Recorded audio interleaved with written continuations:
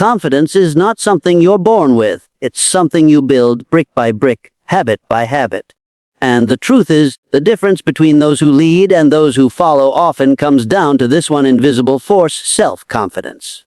Today, I'm going to share with you 12 daily habits that, if practiced consistently, will not only transform the way you see yourself, but the way the world responds to you. Imagine the very first hour of your day as the architect of everything that follows. Most people rise and immediately surrender to chaos, checking notifications, scrolling through distractions, rushing into obligations. They start the day as a passenger instead of the driver. But those who lead lives of strength and influence begin each morning with intention. The moment your eyes open, you are handed a choice to drift through another day on the tides of circumstance or to seize control of your mind before the world does. Confidence begins in silence, not in noise. When you wake, you are in a state where your subconscious is most impressionable. This is when your mind listens without resistance. If you allow negativity, doubt, or urgency to dominate these first moments, you program uncertainty into your day.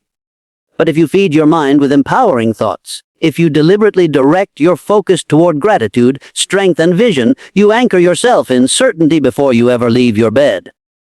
Start by giving thanks. Gratitude is not merely a courtesy to life. It is a declaration that you already possess abundance. And abundance, in any form, breeds confidence because it reminds you that you are not starting from lack, but from plenty. Next, take a moment to visualize. Picture yourself succeeding, not vaguely, but vividly. See the details, feel the emotion, hear the applause, sense the satisfaction. The mind cannot distinguish between imagination and reality when emotion is attached, and the more often you rehearse your victories mentally, the more natural they become physically. Finally, speak to yourself as a leader would. Affirmations are not empty words, they are commands to the mind. When you say, "I am capable, I am focused, I am in control," you are not lying to yourself, you are sculpting yourself. Repetition carves these truths into your subconscious, and when belief is engraved deep enough, doubt cannot erase it. Why does this matter? Because confidence is not built in the heat of battle. It is built in the quiet moments before the fight begins. If you can master the first hour, you have already conquered the hardest part of the day yourself. So, when tomorrow comes and your eyes open, don't reach for the world. Reach for your mind. Claim it before anything else does. Because the first conversation you have each day determines whether you live as a prisoner of circumstance or as the author of your destiny.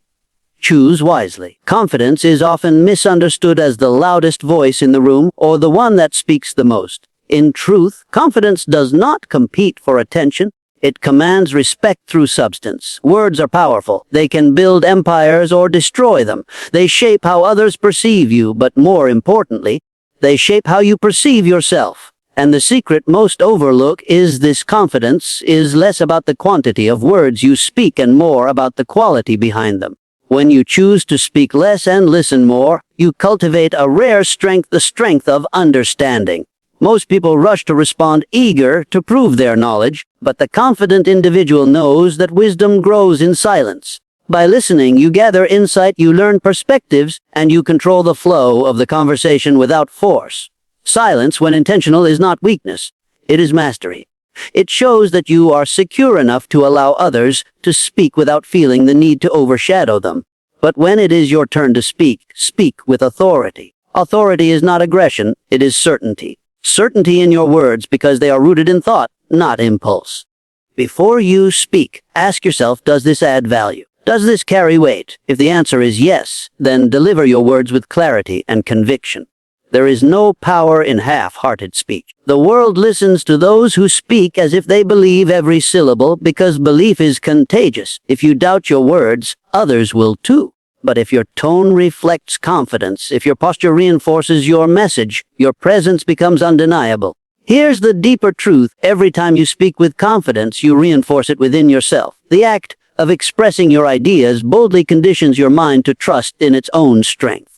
Likewise, every careless or uncertain word chips away at that foundation. So choose carefully. Use fewer words, but make them count. Let them be sharp, clear, and deliberate. Because in the end, confidence is not proven by how much you say. It is proven by how deeply your words resonate when you say them.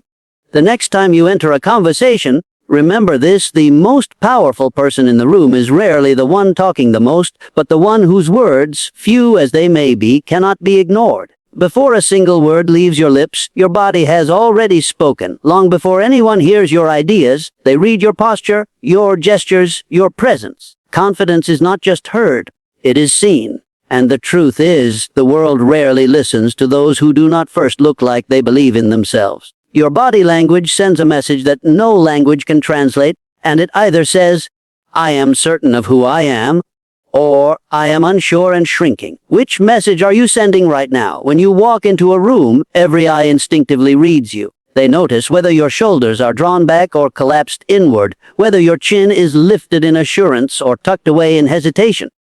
These small, almost invisible cues determine how others will treat you, and, more importantly, how you will treat yourself. Because posture is not just a reflection of confidence, it is a creator of it. Stand tall and your mind begins to rise with your body. Slouch and your thoughts follow into weakness. Science confirms what philosophy has long suggested: the way you carry yourself changes the way you feel about yourself. A strong stance signals to the brain that you are in control, that you belong, that you are prepared for whatever comes. And this subtle shift in physiology influences everything: your tone, your energy, your decisions. You cannot command respect from others if you cannot first command respect from your own body. Practice power in every gesture. Lift your head as if the world has something to gain from hearing you. Place your feet firmly as if you own the ground you walk on. Maintain steady eye contact, not as a challenge, but as a quiet assertion of presence. This is not arrogance, this is alignment. Your outer form must match the inner certainty you are building. If you doubt the impact of posture, remember this: history has never celebrated the man who slouched his way into greatness. Leaders, creators, visionaries, they all understood that confidence is a performance the body rehearses before the mind perfects it. So, starting today, refuse to shrink. Stand as if every moment is a stage, as if every glance in your direction is an opportunity to declare, without words, that you believe in your own worth. Because when the world sees you stand tall, it believes it too. The world judges long before it listens. Whether we like it or not, the first impression is rarely made with words. It's made with appearance. Before you speak, before you share your ideas, before you reveal your character, people see how you present yourself. And here is a truth many resist: the way you dress does not just influence how others perceive you, it shapes how you perceive yourself. When you dress with intention, you command a different level of energy, a different level of respect, not only from the world, but from your own mind. Clothing is not vanity, it is psychology in fabric form. When you put on an outfit that makes you feel sharp, something changes internally. Your posture improves, your tone strengthens, your confidence rises. You walk differently because you have aligned your external image with the identity you aspire to. And this alignment matters because the mind and body are not separate. They work in harmony. When you dress as though you are ready for success, your thoughts begin to act accordingly. Consider the opposite. When you throw on anything without care, you communicate indifference. Not just to others, but to yourself. You send the signal that today does not matter, that your presence is not worth preparing for. Over time, this carelessness becomes a habit, and habits become identity. An identity is destiny. If you want a future of influence, you cannot dress like someone who doubts their place in the room. Does this mean luxury brands and expensive suits? No. It means intention. It means choosing clothes that reflect your self-respect and your ambitions. It means being deliberate about color, fit, and style, not for the sake of trends, but for the sake of what those choices say about you. Because whether you realize it or not, every outfit is a silent statement. I am ready, or I am uncertain. So, the next time you prepare for the day, ask yourself, am I dressing for the life I have, or for the life I desire? Because here's the truth. Before opportunity shakes your hand, it sees you. Before a single word escapes your mouth, your appearance has already spoken. Make sure it says what you want it to say. Present yourself as someone who belongs at the highest level, and you will find the world treating you accordingly. Because when you look like the best version of yourself, you begin to live like it. The words you speak are not mere sounds, they are the architects of your reality. Every phrase you utter is a command to your subconscious mind, shaping what you believe about yourself and what you expect from life. Yet most people sabotage their confidence every single day through careless language. They sprinkle conversations with phrases like, "I can't," "I'm not sure," or "I'll try." These are not harmless expressions. They are seeds of doubt, and when planted repeatedly, they grow into a forest of limitations. Understand this: your mind listens to you more than it listens to anyone else. It takes your words as truth, and it molds your emotion, your behaviors, and your decisions accordingly. So when you say, "I can't," you are not describing a fact. You are creating one. You are teaching your mind to retreat instead of advance, to doubt instead of believe. And the tragedy is that most people do this unconsciously, without realizing the silent damage they cause. Confidence begins when you reclaim the language of certainty. Remove hesitation from your vocabulary. Replace "I'll try" with "I will." Replace "I don't know if I can" with "I will find a way." These shifts may seem small, but they are powerful, because language shapes thought, and thought shapes destiny. The greatest leaders, the greatest achievers, study their speech, and you will find no room for doubt. Their words carry conviction because their minds have been trained to obey the authority of their own voice. But here is the deeper principle. Every time you speak with certainty, you strengthen the muscle of self-belief. And every time you speak with uncertainty, you weaken it. Words are habits. If you practice doubt in your speech, you will live in doubt. If you practice power in your speech, you will live in power. So, pay attention to the words leaving your mouth. Before you speak, ask yourself, does this reinforce strength or weakness? Does this declare possibility or limitation? Because with every phrase, you are either building your confidence or breaking it. Never forget this: the language you use in casual conversation becomes the language you use in critical moments. And in those moments, hesitation costs opportunities. So discipline your words now while the stakes are low, so when the stakes are high, you speak as someone who commands their destiny. Speak like a leader, and one day you will live like one. Nothing erodes confidence faster than breaking the promises you make to yourself. Every time you set a goal and fail to follow through, you send a message to your own mind: "I cannot trust myself." And trust once broken, even with yourself, is difficult to rebuild.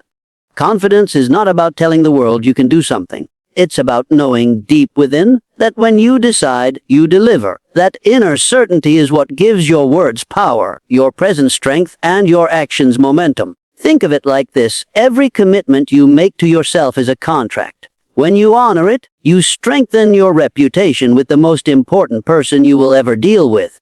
You, and when you break it, you weaken that bond, leaving cracks in your foundation. Most people wonder why they lack confidence, yet their days are filled with unkept promises. "I'll wake up early tomorrow." "I'll exercise after work."